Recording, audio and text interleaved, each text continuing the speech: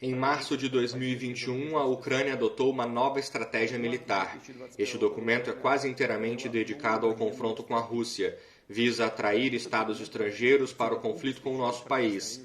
A estratégia propõe a organização na Crimeia russa e no território de Donbass, na verdade, um submundo terrorista. Também define os contornos da guerra proposta e deve terminar, como parece aos estrategistas de Kiev de hoje, citarei mais adiante, com a assistência da comunidade internacional em termos favoráveis para a Ucrânia.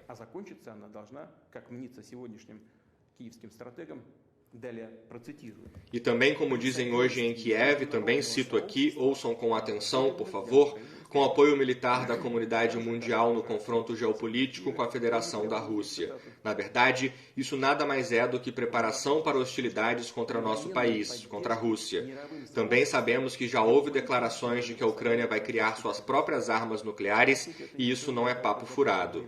A Ucrânia, de fato, ainda possui tecnologias nucleares soviéticas e meios de entrega de tais armas, incluindo aviação, bem como mísseis táticos operacionais Tochka-U, também de design soviético, com alcance de mais de 100 quilômetros. Mas eles vão fazer mais, é apenas uma questão de tempo. Há atrasos da era soviética. Assim, será muito mais fácil para a Ucrânia adquirir armas nucleares táticas do que para alguns outros estados. Não os citarei agora, que realmente conduzem tais desenvolvimentos. Com o aparecimento de armas de destruição em massa na Ucrânia, a situação no mundo, na Europa, especialmente para nós, para a Rússia, mudará da maneira mais radical. Não podemos deixar de reagir a este perigo real, especialmente, repito, que os patronos ocidentais podem ajudar no aparecimento de tais armas na Ucrânia para criar outra ameaça ao nosso país. Vemos com que persistência o fortalecimento militar do regime de Kiev é realizado. Somente os Estados Unidos, desde 2014, destinaram bilhões de dólares para esses fins, incluindo o fornecimento de armas, equipamentos e treinamento de especialistas. Nos últimos meses, as armas ocidentais estão chegando à Ucrânia apenas em um fluxo contínuo, desafiadoramente na frente de todo o mundo. As atividades das Forças Armadas e dos Serviços Especiais da Ucrânia são lideradas por conselheiros estrangeiros, sabemos disso muito bem. Nos últimos anos, sob o pretexto de exercícios, contingentes militares de países da OTAN têm estado quase constantemente presentes no território da Ucrânia. O sistema de comando e controle das tropas ucranianas já está integrado aos da OTAN. Isso significa que o comando das Forças Armadas ucranianas, mesmo unidades e subunidades individuais, pode ser exercido diretamente a partir do quartel-general da OTAN. Os Estados Unidos e a OTAN iniciaram o desenvolvimento desavergonhado do território da Ucrânia como teatro de potenciais operações militares. Exercícios comuns, regulares, têm obviamente um foco antirrusso. Só no ano passado, mais de 23 mil militares e mais de 1.000 equipamentos participaram. Já foi adotada uma lei sobre a admissão em 2022 das Forças Armadas de outros estados ao território da Ucrânia para participar de exercícios multinacionais. É claro que estamos falando principalmente de tropas da OTAN. Pelo menos 10 dessas manobras conjuntas estão planejadas para o próximo ano. É óbvio que tais eventos servem de cobertura para a rápida construção do agrupamento militar da OTAN no território da Ucrânia. Além disso, a rede de aeródromos modernizados com a ajuda dos americanos, Borispol, Ivano-Frankovsky, Chuguev, Odessa, etc., é capaz de garantir a transferência de unidades militares no menor tempo possível. O espaço aéreo da Ucrânia está aberto para voos de aeronaves estratégicas e de reconhecimento dos Estados Unidos, veículos aéreos não tripulados que são usados para monitorar o território da Rússia. Acrescento que o Centro de Operações Navais de Oshakovo, construído pelos americanos, permite assegurar a atuação dos navios da OTAN, incluindo o uso de armas de alta precisão por eles contra a frota do Mar Negro da Rússia e a nossa infraestrutura ao longo de toda a costa do Mar Negro. Ao mesmo tempo, os Estados Unidos pretendiam criar instalações semelhantes na Crimeia, mas a Crimeia e Sebastopol frustraram esses planos. Sempre nos lembraremos disso. Repito, hoje tal centro já foi implantado em Oshakovo. Deixe-me trazer uma lembrança que no século XVIII, os soldados de Alexander Suvorov lutaram por essa cidade. Graças à coragem deles, ela se tornou parte da Rússia.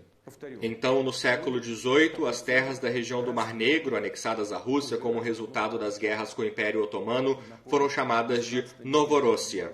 Agora, elas estão tentando esquecer esses marcos da história, bem como os nomes de figuras militares estatais do Império Russo, sem cujo trabalho a Ucrânia moderna não teria muitas grandes cidades e até mesmo a saída para o Mar Negro. Recentemente, um monumento a Alexander Suvorov foi demolido em Poltava. O que você pode dizer? Renunciar a seu próprio passado? Da chamada herança colonial do Império Russo? Bem, então seja consistente aqui. Observo que o artigo 17 da Constituição da Ucrânia não permite a implantação de bases militares estrangeiras em seu território, mas descobriu-se que essa é apenas uma convenção que pode ser facilmente contornada. Missões de treinamento dos países da OTAN estão implantadas na Ucrânia. Essas, de fato, já são bases militares estrangeiras. Eles apenas chamaram a base de missão e pronto. Kiev há muito proclamou um curso estratégico para adesão à OTAN. Sim, claro, cada país tem o direito de escolher seu próprio sistema de segurança e concluir alianças militares. E tudo parece ser assim, se não por um porém. Documentos internacionais registram expressamente o princípio da segurança igual e indivisível, que, como se sabe, inclui a obrigação de não fortalecer a própria segurança em detrimento da segurança de outros Estados. Também posso me referir aqui à Carta da OSCE para a Segurança Europeia de 1999, adotada em Istambul, e à Declaração de Astana da OSCE de 2010. Em outras palavras, a escolha de maneiras de garantir a segurança não deve representar uma ameaça para outros estados e a entrada da Ucrânia na OTAN é uma ameaça direta à segurança da Rússia. Vale lembrar que em abril de 2008, na cúpula de Bucareste da Aliança do Atlântico Norte, os Estados Unidos forçaram a decisão de que a Ucrânia e, a propósito, a Geórgia se tornariam membros da OTAN. Muitos aliados europeus dos Estados Unidos já estavam bem cientes de todos os riscos de tal perspectiva, mas foram forçados a aceitar a vontade de seu parceiro sênior. Os norte-americanos simplesmente os usaram para realizar uma política antirrussa declarada. Vários Estados-membros da aliança ainda estão muito céticos quanto ao aparecimento da Ucrânia na OTAN.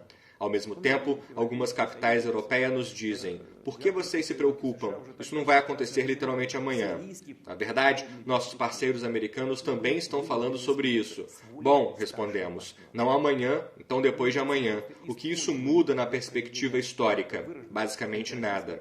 Além disso, conhecemos a posição e as palavras da liderança dos Estados Unidos de que as hostilidades ativas no leste da Ucrânia não excluem a possibilidade de este país ingressar na OTAN se puder atender aos critérios da Aliança do Atlântico Norte e derrotar a corrupção. Ao mesmo tempo, eles tentam nos convencer repetidamente de que a OTAN é uma aliança amante da paz e puramente defensiva.